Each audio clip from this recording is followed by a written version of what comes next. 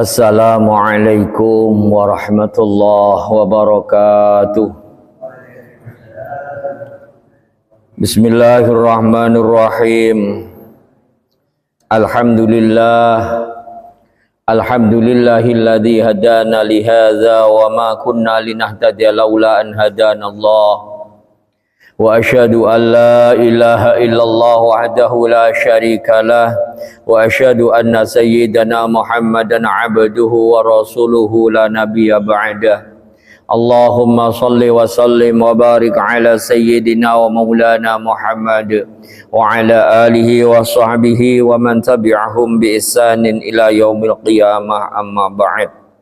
Para jamaah rahimakumullah, alhamdulillah, kita panjatkan puji syukur kehadirat Allah Subhanahu wa taala atas segala limpahan nikmat yang telah dilimpahkan kepada diri kita semua, sehingga pada kesempatan malam hari ini kita seizin dengan ridho dari Allah Subhanahu wa taala diberikan kemampuan untuk menjalankan kewajiban kita bersama.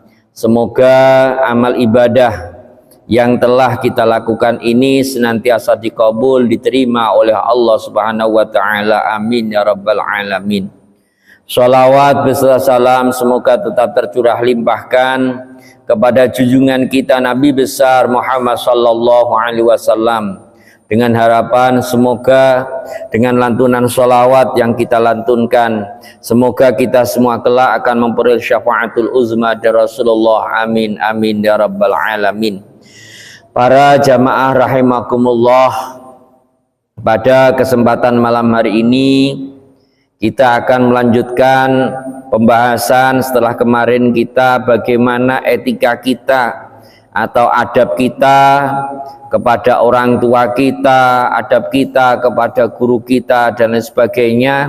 Maka selanjutnya setelah itu semua, maka bagaimanakah sikap kita setelah kita menghadapi dengan orang-orang yang ada di sekeliling kita. Bismillahirrahmanirrahim. Qala al-musannif rahimahullahu ta'ala wa nafa'ana bihi wa bi'ulumihi fi daraini amin. Bismillahirrahmanirrahim. Wa'alam anna an-nasa ba'da ha'ula'i fi haqqika salasatu asnafin, imma asdiqa'u wa imma ma'arifu wa imma majahilu. Wa'lam, dan mengetahuilah siapa engkau bahwasanya an-nasa, kepada sesungguhnya manusia, ba'da haula'i, di dalam setelah itulah yang telah disebutkan, yakni kemarin kita telah membahas tentang berbagai macam etika-etika kepada orang-orang yang tertentu kepada kita. Fi haqqika salah satu asnafin, manusia fi haqqika, di dalam hakmu, salah satu asnafin, itu ada 3 kelompok. Jadi setelah orang-orang khusus yang ada di dekat kita, yakni ada orang-orang yang menjadi guru kita, orang-orang yang menjadi orang tua kita, maka secara lebih luas lagi bisa kita kelompokkan menjadi 3 kelompok. 3 kelompok itu siapa? Imma asdiqa'u, ada kalanya mereka itu adalah teman-teman kita. Wa imma ma'arifu, dan ada kalanya mereka itu adalah kenalan-kenalan kita. Wa imma majahilu, dan ada kalanya mereka itu adalah orang-orang yang tidak kita kenal. Jadi ada kemungkinan orang yang ada di sekeliling kita ketika mereka bukan orang tua kita, ketika mereka bukan guru-guru kita, ketika mereka bukan murid-murid kita, maka kemungkinan orang-orang yang ada di sekeliling kita tadi bisa kita kelompokkan menjadi 3 golongan.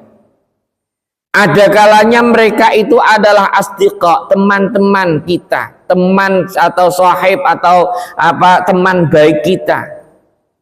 Ada kalanya mereka itu adalah ma'arif, kenalan-kenalan kita. Jadi orang yang kenal dengan kita tapi tidak selalu secara kontinu kumpul dengan kita, hanya sepintas kadang ketemu di suatu daerah atau di suatu tempat, itu ma'arif, orang-orang yang kita kenal.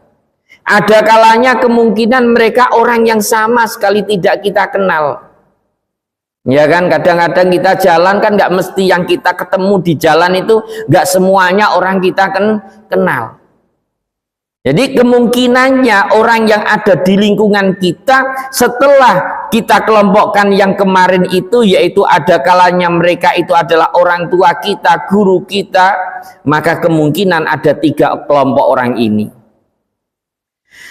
Fa'in balaita bil awami al majhulina fa'adabu mujalasatihim tarkul khawdi fi hadisihim.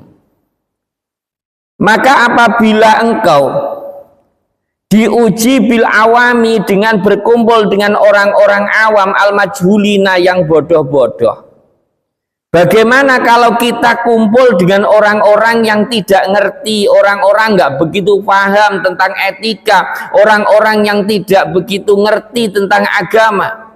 Fa'adabu mujalasatihim tarkul khawdi fi hadisihim. Fa'adabu mujalasatihim, maka adapun etika atau tata caranya kita berkumpul dengan mereka, tarkul khawdi fi hadisihim, meninggalkan untuk ikut-ikutan fi hadisihim di dalam pembahasan atau pembicaraan mereka. Wakilatul isgha'i la arajifihim, dan juga sedikit sekali untuk memperhatikan kilatul isgha. Jadi jangan terlalu banyak kita dengarkan ila arajibihim, kepada omongan-omongan buruk, karena mereka memang orang-orang bodoh, orang-orang nggak dididik, orang-orang nggak punya akhlak.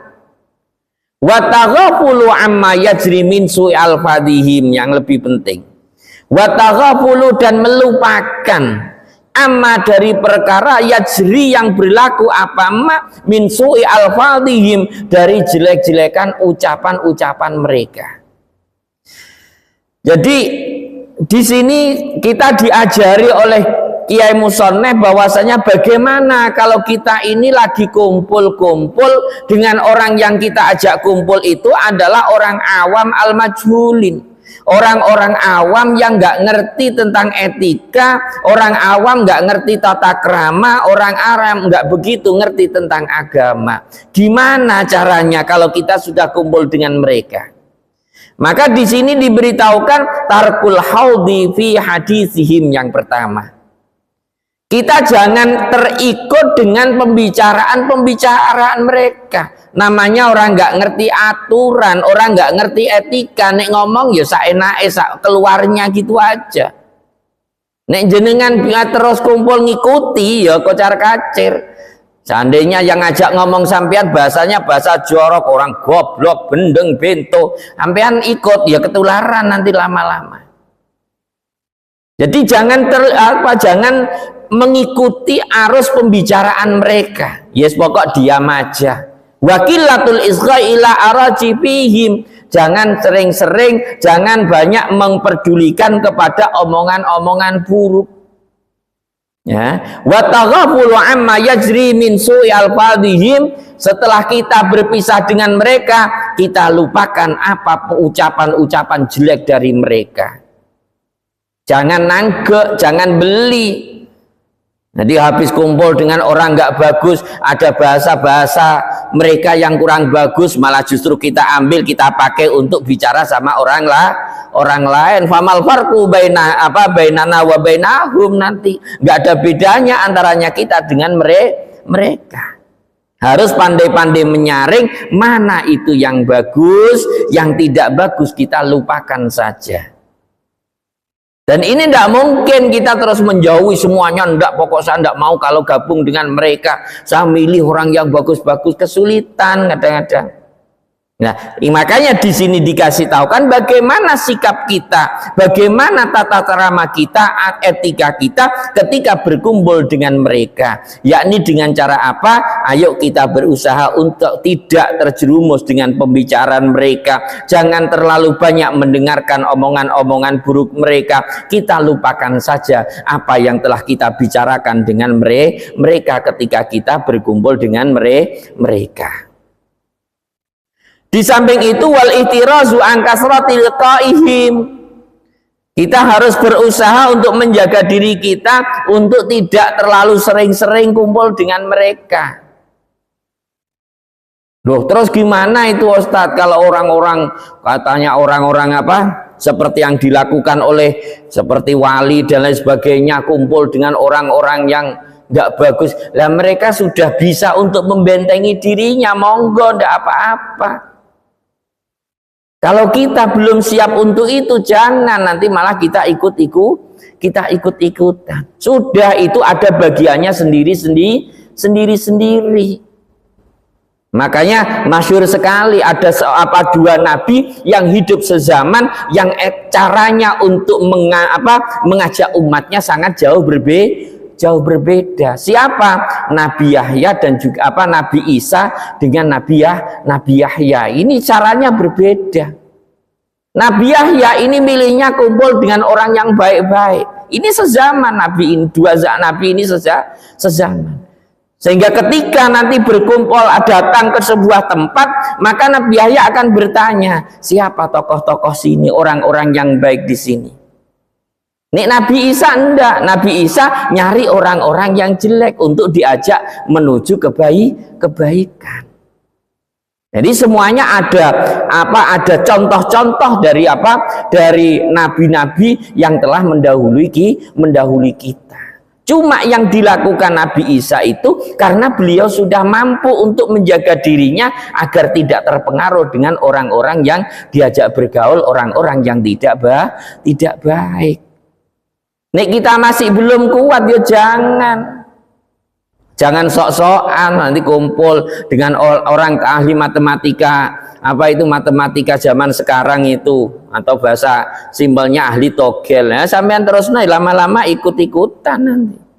Gayane saja pertama kali cuma gabung, habis itu norok hitung-hitungannya, habis itu norok ramalannya, besok norok mele pas di budina.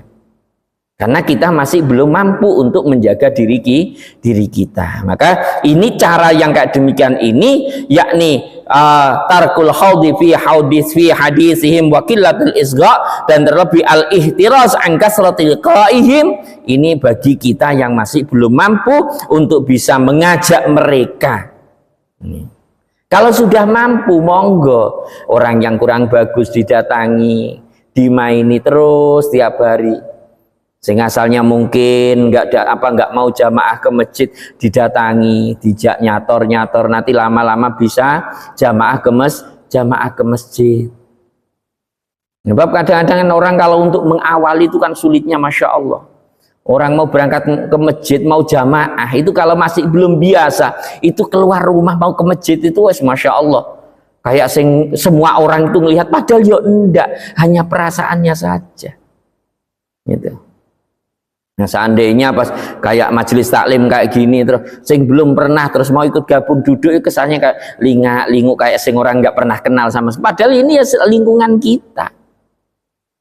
Nah, bagi yang sudah biasa duduk, masya Allah, sangat istimewa sekali kita duduk di sini. Jangan lupa dengan niatnya yang pertama iktikaf oleh pahala.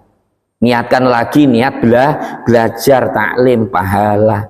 Niat lagi apa? Nunggu nanti sama sholat Isya. Jenengan duduk di sini sampai nanti Isya, hitungannya sampean catatannya sebagai orang yang mengerjakan sholat Loh kok nggak gelem ya, sangkingan ya. Yes, mungkin masih belum waktunya gitu. Nenek saya sih ngaji itu orang dua, ayo. Wong saya biasa kalau di pondok itu ngajar santri saya cuma berduaan gitu, enggak apa-apa. Nggak pernah, malah di Wali Songo itu dulu pernah ngajar saya di sana. Ya sebetulnya satu kelas itu banyak, kebetulan yang ngaji itu cuma satu dong. Nah kebetulan memang anak itu paling rajin memang. Tapi ya gitu, rajin datangnya, nyampe majelis itu tidur, langganan itu sudah. Jadi saya perak murid situ, ya. Murid saya itu cuma satu, saya mulai baca Bismillahirrahmanirrahim, baru dapat sekitar 1/4 jam, murid saya tidur. Akhirnya saya baca kitab sendiri, kira-kira saya kepak, tak tutup, ya assalamualaikum warahmatullahi, tak tinggal ya tidur sendirian, akhirnya pulang tak tinggal. Wong hitungannya ya sama, kita niat saja untuk taklim belajar gitu aja nih. Saya itu pokoknya kepingin saya itu, makanya saya sering itu kalau sama santri-santri itu sama anak-anak ngaji itu, saya cuma satu yang tak mohon, doakan saya itu kalau meninggal jenengan juga saya minta doain jenengan saya meninggal dunia itu mbok ya dalam kondisi ngajar kayak gini mutemu mati gitu aja, itu yang harapan saya. Mulai nek sakit-sakit, tegak sakit cuma apalagi cuma sedikit-sedikit gitu, tetap usaha untuk tetap ngaji. Barangkali mungkin tepak sakit itu mutemu mati gitu. Ya alhamdulillah. Masa mulai dulu saya ngajar, saya mulai taklim mulai dulu, masa mati ini kondisinya ambek ngeramal togel kan ya naudzubillah kan gitu ya kan gitu. Ya, harapan kita kan nek mati itu sesuai dengan kebiasaannya. Nek kita seneng apa ya nanti insya Allah ya itu nanti pada waktu yang kita senengi itu biasanya kayak gitu. Ya, saya berharap cuma itu. Sepokok muga-muga sampung apa dungane jenengan nggih nek mati muga-muga tepak kondisi ngajar ngene mutemu mbah piye mutemu mati ngono. Mati gak kudu lara kan nggih. Supaya mati. Jadi itu adalah merupakan sebuah cara bagaimana ketika kita menyikapi orang-orang yang kayak demikian. Wa ammal ikhwan wal asdiqa'u fa'alaika fihim wadhifatan. Wa ammal ikhwanu, sedangkan adapun saudara-saudara wal asdiqa dan teman-teman, fa'alaika maka itu wajib bagi kamu fihim di dalam ikhwan wal asdiqa wadhifatani, apa dua tugas. Nek kita kumpul dengan saudara-saudara kita, apa yang harus kita lakukan? Ada dua hal. Yang pertama ihdahuma, salah satu dari kepada dua hal tersebut, antatluba awalan syurutas suhbah was sadaqah wala tu'akhi illa ma yasluhu lil ukhuwah was sadaqah. Yang pertama antatluba, hendaknya mencari siapa engkau awalan di dalam pertama kalinya. Kalau kita mau bergaul itu apa sih yang harus kita siapkan? Kita harus tahu syurutus suhbah was sadaqah. Kita harus tahu bagaimana syarat-syaratnya atau cara-caranya kita menyambung persaudaraan dan berteman. Sehingga falatu akhi illa mayyaslu lil ukhuwah was sadaqah. Falatu akhi, maka janganlah engkau menjalin persaudaraan ilaman, kecuali kepada orang-orang yasluhu yang cocok siapa man lil ukhuwati, untuk kita jadikan sebagai saudara. Jadi pertama kali kalau kita ingin berkumpul dengan orang-orang itu, yang harus kita siapkan adalah kita harus tahu cara-caranya kita bergaul dengan orang-orang tersebut. Sebab apa? Sebab qala Rasulullah, dawuh siapa Rasulullah sallallahu alaihi wasallam, al mar'u ala dini khalilihi falyanzur ahadukum mayu khalil.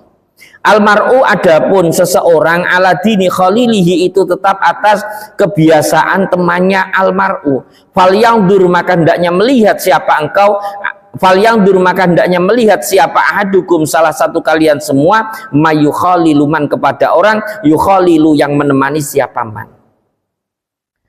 Jadi kita kalau berteman, kita kalau bergaul, usahakan yang pertama kita harus mencari orang-orang yang memang patut dan pantas serta cocok untuk kita ajak bergaul atau berteman. Mungkin bisa ngajak ke yang tidak baik, gak usah berteman dengan yang kayak demikian. Sebab apa? Kok kita kalau kumpul kita disuruh memilih yang orang-orang yang baik? Karena sabdanya Rasulullah, al mar'u ala dini khalilihi. Orang itu nanti akan ngikuti kebiasaan teman-temannya. Makanya kalau di ta'lim muta'alim itu, kalau di kitab Alala itu biasanya kalau anak-anak kecil itu di sekolahan madrasah itu ada bunyinya, Idza kunta fi qaumin fasahib hiyarahum wala tashabil arda fatarda ma'arrati. Jadi ketika kamu dalam sekelompok orang banyak, maka fasahib hiyarahum, kalian harus nyari teman orang yang paling bagus dari mereka. Wala tashabil arda fatarda ma'arrati, jangan kamu berkumpul dengan orang-orang yang rendahan sehingga nanti akan jenengan jatuh berkumpul dengan mereka. Ini caranya. Jadi kalau kita mau berteman, nyari yang kira-kira teman yang enak diajak jagong, sing nek jagong nggak pernah ngerasani orang. Ya, nek wis sampean kumpulnya be orang hobinya ngerasani orang, mesti sampean mesti akan ikut ngerasani orang. Saya pernah kumpul bareng-bareng itu orang banyak, tak ajak bareng-bareng, padahal ya wis saya kok ini kok rasan-rasan terus ya, katanya kalau dalam pembicaraannya para dai-dai kan gitu, memang biar berhenti saya juga dengan tidak menyakiti mereka ya saya buka. Baik, sebelum kita acara rasan-rasan ini kita lanjutkan, mari kita buka dulu dengan pembacaan umul kitab dulu. Habis itu loh tetap bisa diterus nomane karena wis kadung hobi. Nah, kita berteman dengan yang kayak gitu, nanti kita akan ngikuti mereka. Nanti kalau dilanjutnya di nadom tersebut anil mar'ilatas al wasal angkorinihi fa innal muqarina bil muqarin yaktadi. Jadi nggak usah kamu lihat siapa itu, nggak usah lihat temannya itu siapa, yaitu nggak akan jauh dengan itu. Gitu. Kalau jenengan kumpulnya dengan orang yang baik, insya Allah jenengan akan dinilai baik. Tapi berkumpul dengan orang yang jelek, maka akan dinilai juga akan jelek. Sekalipun orang baik, ya, sesuatu itu kalau salah di dalam letaknya, ya. Bukan kok salahnya orang yang menghargai, bukan. Karena salahnya kita di dalam menempatkan diri kita. Makanya kalau di dalam ngajinya orang-orang sufi kan gitu. Ngajari muridnya itu, gurunya punya ikan. Ikannya ikan hias. Suruh tawarkan, coba cong ini tawarkan ke pasar. Nah, ikan hias ditawarkan orang pedagang pasar Panji, ya harganya ya seperapat yang kaben we paling 10.000 kan. Apa boleh itu juga cuma kecil, teka warnanya bagus, paling ngitaber benar 5.000 tuh ngontongan itu sudah. Bilang sama kiainya cuma 5.000 katanya harganya kiai. Wah jangan, coba lagi tawarkan. Akhirnya sampai ditawarkan kepada orang yang memang membidangi di dalam ikan hias. Ya harganya tinggi. Karena apa? Karena sudah pada tempatnya. Seseorang juga kayak demikian. Sekalipun jenengan orang baik, ketika jenengan berkumpul dengan orang yang tidak baik, maka nilainya pun juga akan menjadi rendah. Sompamane terus kiai, pas terus mutemu norok kumpul-kumpul anak muda-muda rakorakan nolok joget. Siapa sing menjeng apa oleh burung tak kira ojek. Ya. Sudah, itu sudah aturan alam, sudah jangan disalahkan sudah. Ya memang aturannya kayak demikian. Makanya usahakan ketika kita mencari teman, kita harus mencari teman yang sebaik-baiknya. Jangan sampai kita berkumpul dengan orang-orang yang tidak baik. Terus selanjutnya di dalam ini disampaikan bahwasanya wanasu salah satun. Kita harus tahu manusia itu dapat dikelompokkan menjadi 3 kelompok. Taunya Imam Ghazali. Ahaduhum misluhu mislul ghidai wala yustaghna anhu. Ada manusia itu bagi kita itu ibaratnya makanan sing la yustaghna anhu, yang kita tidak mau kita pasti butuh kepada orang tersebut. Ya, ada orang yang kayak gitu, selalu kita butuhkan. Ada lagi wal akharu misluhu mislud dawa yuhtaju ilaihi fi waqtin duna waqtin. Ada lagi orang misluhu mislud dawa, dia itu diumpamakan sebagaimana obat-obatan. Sing yuhtaju ilaihi fi waqtin, yuhtaju yang dibutuhkan apa ilaihi kepada dawa fi waqtin dalam suatu waktu, duna waqtin bukan di waktu yang lain. Ada orang itu yang diibaratkan seperti obat-obatan. Bagaimana obat-obatan? Obat-obatan itu sesekali waktu kita butuhkan. Jangan jenengan terus konsumsi obat seterusnya, sampean ginjalnya kena nanti lama-lama. Ya nek waktune pusing ngombe obat, beres tak pusing ya ambu tak usah minum obat. Ada lagi wasalisu misluhu misludai. Yang ketiga, ada orang itu misluhu misludai, dirinya diupamakan sebagaimana penyakit sing layuh taju ilahi qattu, layuh taju yang tidak dibutuhkan siapa ilahi kepada orang qattu sama sekali.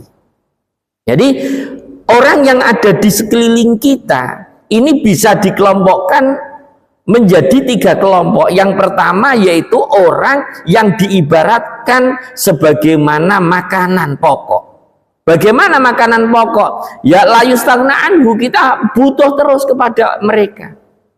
Di sini disampaikan oleh Imam Al-Ghazali, wahum al-ulama. Yang kita butuhkan terus ini siapa?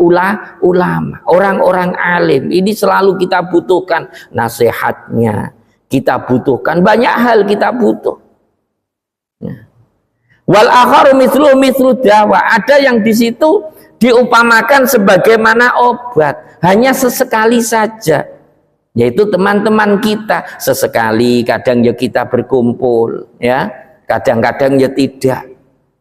Dalam pepatah orang Arab mengatakan zurghiban tazdad hubban.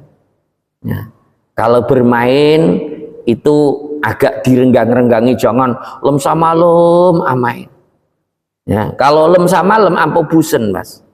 Tapi mun lari kadang ya, kadang main, kadang enggak, tazdad hubban, maka akan menimbulkan rasa kasih sayang.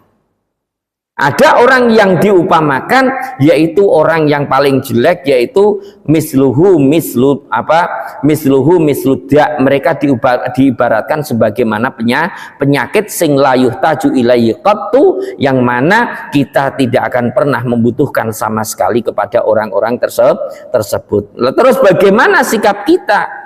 Ya seperti itu tadi, apa yang digambarkan oleh Imam Al-Ghazali disampaikan di sana, yakni kita harus senantiasa membentengi diri kita, menjaga diri kita. Kita jangan sampai ikut terlibat terlalu ke dalam dengan orang-orang yang kayak demikian. Para jamaah rahimakumullah, mungkin itu yang kesempatan yang bisa saya sampaikan pada kesempatan malam hari ini. Semoga sedikit apa yang bisa saya sampaikan ini menjadi bahan untuk diri kita, menjadi ilmu bagi diri kita semuanya, untuk bagaimana kita bisa bergaul dengan orang-orang yang ada di lingkungan kita. Jadi kita berharap kita bisa berkumpul dengan orang-orang yang baik dalam kehidupan kita di dunia, sehingga nanti juga bisa berkumpul dengan beliau-beliau nanti ketika di akhirat. Itu yang menjadi harapan kita semua. Mungkin ada jamaah yang mau bertanya, monggo kami persilahkan.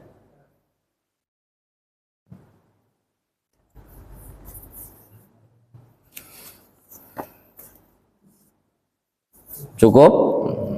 Cukup ya cukup.